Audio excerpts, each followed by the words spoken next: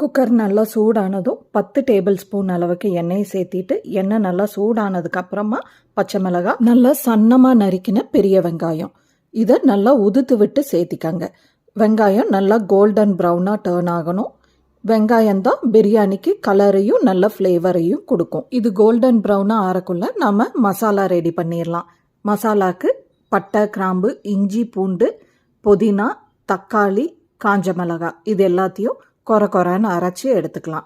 அடுப்பை நல்லா சிம்மில் வச்சு தான் வெங்காயத்தை கோல்டன் ப்ரௌனாக வறுக்கணும். இப்போ அடுப்பை நல்லா ஹை ஃப்ளேமில் வச்சுட்டு அரைச்சி வச்ச மசாலாவை இதோட சேர்த்திடலாம். மசாலா எண்ணெயில் வறுபட்டதுக்கு அப்புறமா கழுவி வச்ச சிக்கன், இந்த டிஷ்ஷுக்கு தேவையான அளவு உப்பு, 2 டேபிள் ஸ்பூன் தயிர் எல்லாத்தையும் சேர்த்து நல்லா கலந்து விட்டு குக்கர் லிட் போட்டு மூடி வச்சிடலாம். இது ஒரு 3 விசில் வந்துடட்டும்.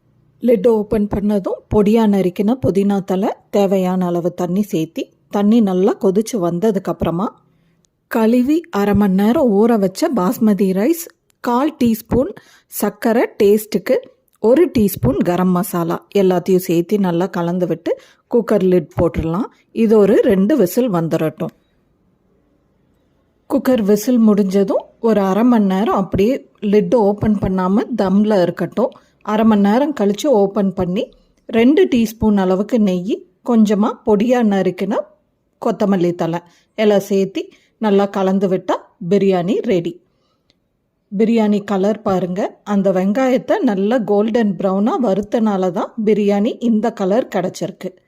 இதே டைப்பில் நீங்களும் சிக்கன் பிரியாணி ரெடி பண்ணி பார்த்துட்டு எப்படி இருந்ததுன்னு எனக்கு கமெண்ட் செஷனில் கமெண்ட் பண்ணுங்கள். பாய்.